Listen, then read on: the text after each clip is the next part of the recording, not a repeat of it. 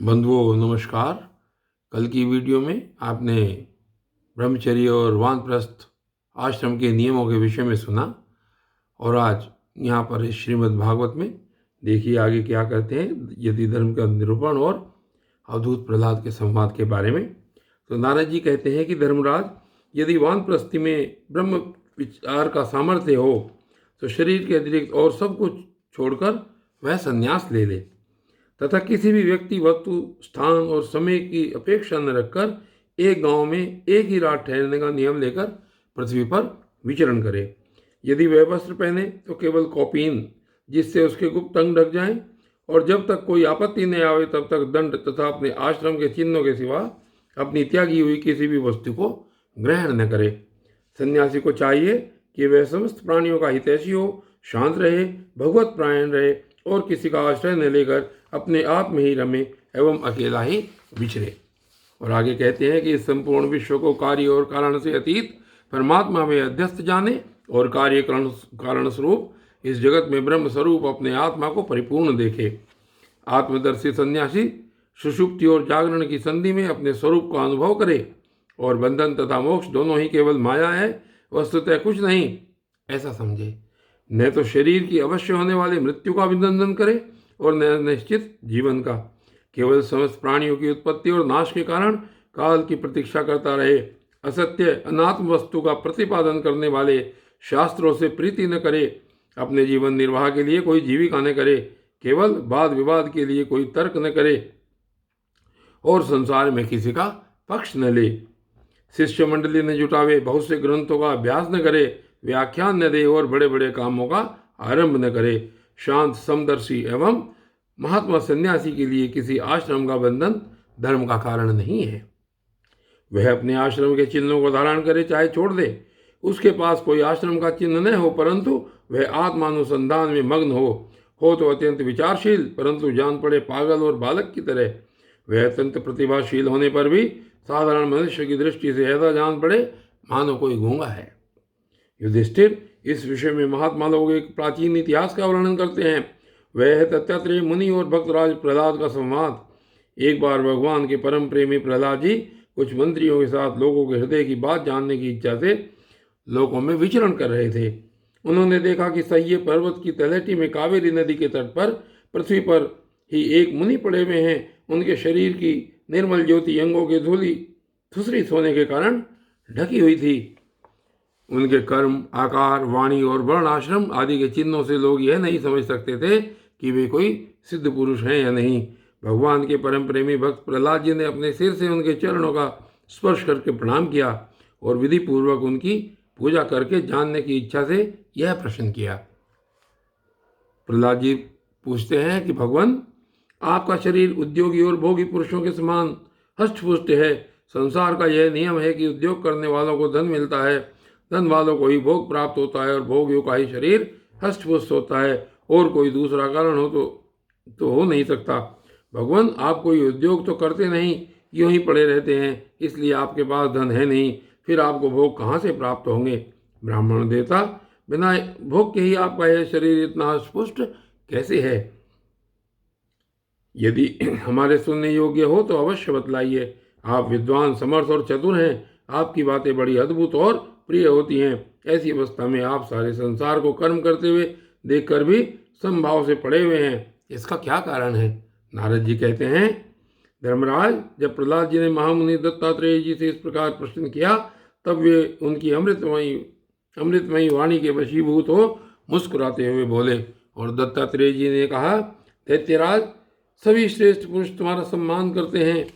मनुष्यों को कर्मों की प्रवृत्ति और उनकी निवृत्ति का क्या फल मिलता है, यह बात तुम अपनी ज्ञान दृष्टि से जानते ही हो।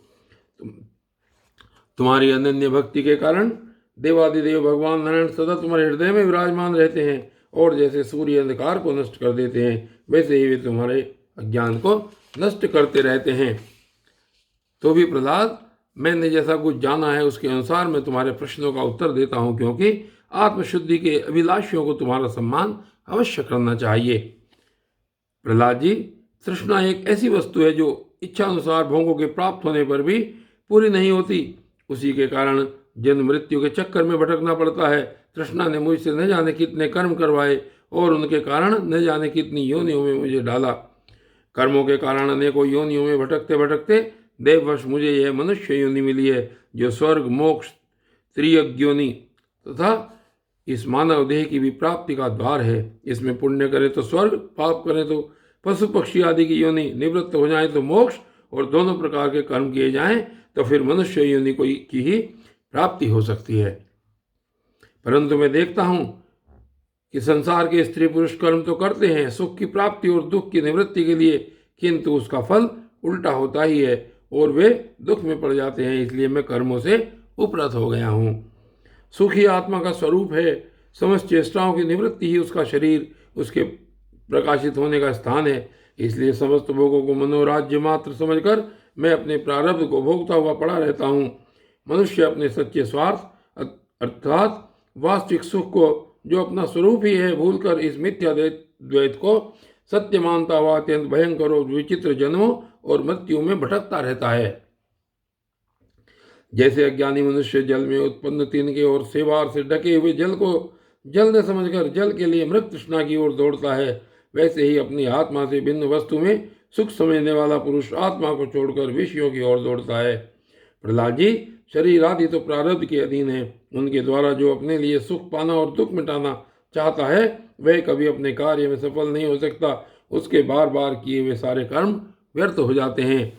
मनुष्य सर्वदा शारीरिक मानसिक आदि दुखों से आक्रांत ही रहता है, मरणशील तो है ही।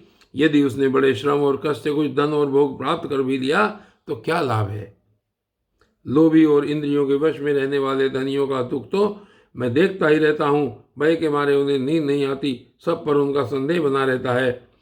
जो जीवन और धन के लोभी हैं, वे राजा, चोर, शत्रु, स्वजन, पशु पक्षी, याचक और काल से यहाँ तक कि कहीं मैं भूल न कर बैठूं, अधिक न खर्च दूं, इस आशंका से अपने आप भी सदा डरते रहते हैं। इसलिए बुद्धिमान पुरुष को चाहिए कि जिसके कारण शोक, मोह, भय, क्रोध, राग, कायरता और श्रम आदि का शिकार होना पड़ता है, उस धन और जीवन की स्पृहा का त्याग कर दे। इस लोक में मेरे सबसे बड़े गुरु हैं अजगर और मधुमक्खी। उनकी शिक्षा से हमें वैराग्य और संतोष की प्राप्ति हुई है। मधुमक्खी जैसे मधु इकट्ठा करती है, वैसे ही लोग बड़े कष्ट से धन संचय करते हैं, परंतु दूसरा ही कोई उस धन राशि के स्वामी को मारकर उसे छीन लेता है। इससे मैंने यह शिक्षा ग्रहण की कि विषय भोगों से विरक्त रहना ही चाहिए, रहना चाहिए। मैं अजगर के समान निश्चेष्ट पड़ा रहता हूँ और जो देववश कुछ मिल जाता है उसी में संतुष्ट रहता हूँ, और यदि कुछ नहीं मिलता तो बहुत दिनों तक धैर्य धारण कर यूं ही पड़ा रहता हूँ। कभी थोड़ा अन्न खा लेता हूँ तो कभी बहुत, कभी स्वादिष्ट तो कभी नीरस बेस्वाद, और कभी अनेकों गुणों से युक्त तो कभी सर्वथा गुणहीन। कभी बड़ी श्रद्धा से प्राप्त हुआ अन्न खाता हूँ तो कभी अपमान के साथ, और किसी किसी समय अपने आप ही मिल जाने पर, कभी दिन में कभी रात में, और कभी एक बार भोजन करके भी दोबारा कर लेता हूँ। मैं अपने प्रारब्ध के भोग में ही संतुष्ट रहता हूँ, इसलिए मुझे रेशमी या सूती, मृगचर्म या चीर, वलकल या कुछ और जैसा भी वस्त्र मिल जाता है वैसा ही पहन लेता हूँ। कभी मैं पृथ्वी, घास, पत्ते, पत्थर या राख के ढेर पर ही पड़ा रहता हूँ, तो कभी दूसरों की इच्छा से महलों में पलंगों और गद्दों पर सो लेता हूँ। दैत्यराज, कभी नहा धोकर शरीर में चंदन लगाकर सुंदर वस्त्र, फूलों के हार और गहने पहन रथ, हाथी और घोड़े पर चढ़कर चलता हूँ, तो कभी पिशाच के समान बिल्कुल नंग धड़ंग विचरता हूँ। मनुष्य के स्वभाव भिन्न भिन्न होते ही हैं, अतः न तो मैं किसी की निंदा करता हूँ और न स्तुति। मैं केवल इनका परम कल्याण और परमात्मा से एकता चाहता हूँ। सत्य का अनुसंधान करने वाले पुरुष को चाहिए कि जो नाना प्रकार के पदार्थ और उनके भेद विभेद मालूम पड़ रहे हैं, उनको चित्त वृत्ति में हवन कर दे। चित्त वृत्ति को इन पदार्थों के संबंध में विविध भ्रम उत्पन्न करने वाले मन को सात्विक अहंकार में, और सात्विक अहंकार को मैं तत्व के द्वारा माया में हवन कर दे। इस प्रकार ये सब भेद विभेद और उनका कारण माया ही है, ऐसा निश्चय करके फिर उस माया को आत्मानुभूति में स्वाहा कर दे। इस प्रकार आत्म साक्षात्कार के द्वारा आत्मस्वरूप में स्थित होकर निष्क्रिय एवं उपरत हो जाए। प्रहलाद जी, मेरी ये आत्मकथा अत्यंत गुप्त एवं लोक और शास्त्र से परे की वस्तु है। तुम भगवान के अत्यंत प्रेमी हो, इसलिए मैंने तुम्हारे प्रति इसका वर्णन किया है। नारद जी कहते हैं, महाराज, प्रहलाद जी ने दत्तात्रेय जी मुनि से परमहंसों के इस धर्म का श्रवण करके उनकी पूजा की और फिर उनसे विदा लेकर बड़ी प्रसन्नता से अपनी राजधानी के लिए प्रस्थान किया। और बंधु, आज की वीडियो में बस केवल इतना ही, और कल आगे की कथा में क्या चलता है ये कल देखेंगे। तब तक के लिए धन्यवाद।